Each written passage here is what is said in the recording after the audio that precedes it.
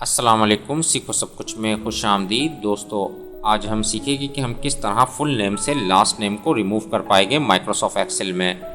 तो दोस्तों, यहाँ हमें फुल नेम दिया हुआ है।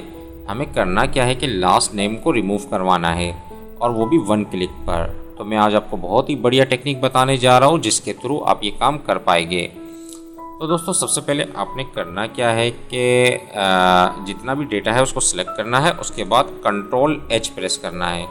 कंट्रोल एच मैंने प्रेस किया तो फाइंड एंड रिप्लेस का डायलॉग बॉक्स अपेयर हो गया, ये आप देख सकते हैं। अब फाइंड व्हाट में आपने करना क्या है, फाइंड व्हाट में आपने स्पेस टाइप करना है और स्टेरिक लगाना है, और रिप्लेस विथ को वैसे ही का वैसे रहने देना है। आपने सिर्फ फाइंड व्हाट में स्पेस लगाना है और स्टेरिक टाइप करना है और रिप्लेस ऑल पर क्लिक कर देना है।